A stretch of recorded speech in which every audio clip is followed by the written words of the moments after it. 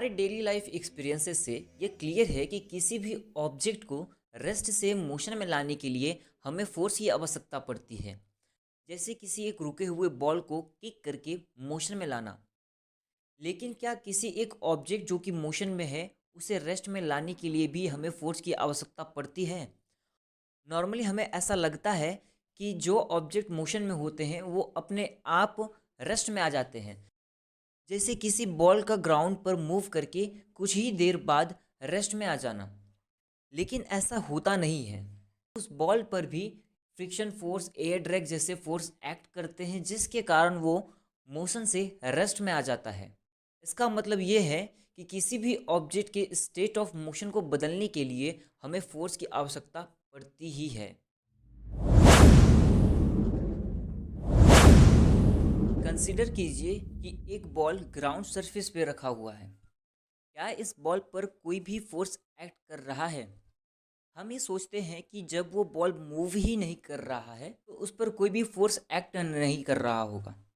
लेकिन उस बॉल पर अर्थ के द्वारा लगाई जा रही ग्रेविटेशनल फोर्स एक्ट कर रही है।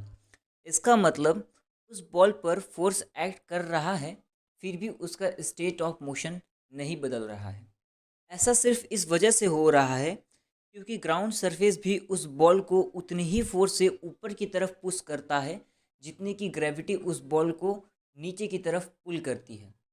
इस प्रोसेस को हम नॉर्मल रिएक्शन कहते हैं। ये दोनों ही फोर्सेस इक्वल मैग्नीट्यूड के होने के साथ साथ अपोजिट डायरेक्शन में भी होते हैं, जिसके कारण ये एक दूसरे के इफ़ेक्ट को कैंसिल कर देते हैं और इसी के कारण उस बॉल के स्टेट ऑफ मोशन में कोई भी परिवर्तन नहीं होता।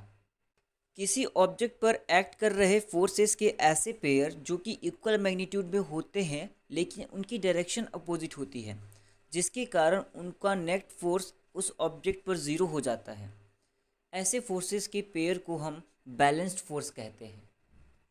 जैसे किसी टग ऑफ वॉर के मैच में यदि दोनों पक्षों की टीम इक्वली फोर्स अप्लाई करती है तो कोई भी रस्सी को अपनी तरफ पुल नहीं कर पाएगा, अर्थात वो रस्सी रेस्ट में रह जाएगी। क्योंकि दोनों टीम के द्वारा लगाए जा रहे फोर्स इक्वल तो है लेकिन उनकी डायरेक्शंस अपोजिट है। इसका मतलब यहाँ पर बैलेंस्ड फोर्स एक्ट कर रहा है जिसके कारण वो रस्सी मूव नहीं कर रही है।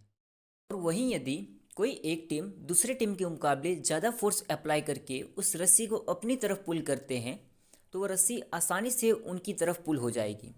क्योंकि यहाँ पर फोर्सेस के डायरेक्शन अपोजिट तो है लेकिन इक्वल मैग्नीट्यूड के नहीं है, जिसके कारण उनका नेट इफेक्ट कैंसिल नहीं हो पाता है। मतलब यहाँ पर बैलेंस्ड फोर्स एक्ट नहीं कर रहा है। इन प्रकार के फोर्सेस के पेयर को हम अनबैलेंस्ड फोर्स कहते हैं। अब तक के एग्जाम्पल से हमें ये क्लियर है कि बैलेंस फोर्स अप्लाई करके हम किसी भी ऑब्जेक्ट का स्टेट ऑफ मोशन नहीं बदल सकते। किसी भी ऑब्जेक्ट का स्टेट ऑफ मोशन बदलने के लिए हमें उस पर अनबैलेंस्ड फोर्स अप्लाई करना होगा। मतलब कि यदि कोई ऑब्जेक्ट रेस्ट में है या फिर एक यूनिफॉर्म वेलोसिटी से ट्रैवल कर रही है तो वो तब तक उसी यूनिफॉर्म वेलोसिटी से ट्रैवल करते रहेगी जब तक कि उस पर बाहर से कोई अनबैलेंस्ड फोर्स एक्ट ना करे। और इसी स्टेटमेंट को हम न्यूटन का फर्स्ट लॉ ऑफ मोशन कहते हैं। न्यूटन के फर्स्ट लॉ ऑफ मोशन को हम लॉ ऑफ इनर्शिया भी कहते हैं। इस लॉ से हम ये समझ सकते हैं यदि ग्राउंड पर एक बॉल को रोल कराया जाए और वहाँ पर फ्रिक्शन फोर्स एक्ट ना करे तो वो बॉल हमेशा के लिए मोशन में रहेगा। और यदि किसी एक बॉल को ऊपर की तरफ थ्रो किया जाए और वहाँ पर ग्रेविटेशनल फोर्स एक्ट ना करे तो वो बॉल कभी भी वापस नीचे नहीं आएगा। Newton's first law of motion को हम एक और तरीके से कह सकते हैं। एक ऑब्जेक्ट पर एक्ट कर रहे सारे फोर्सेस का वेक्टर सम यदि ज़ीरो आता है तभी एकमात्र ऐसा कंडीशन होगा कि वो ऑब्जेक्ट अनएक्सेलरेटेड होगा। अनएक्सेलरेटेड होने का मतलब ये है कि ना उसकी वेलोसिटी बढ़ेगी ना घटेगी, वो कांस्टेंट उसी वेलोसिटी से ट्रैवल करते रहेगा। आशा करते हैं आपको ये कॉन्सेप्ट समझा होगा और आपके लिए हेल्पफुल रहा होगा। Thank you for watching this video.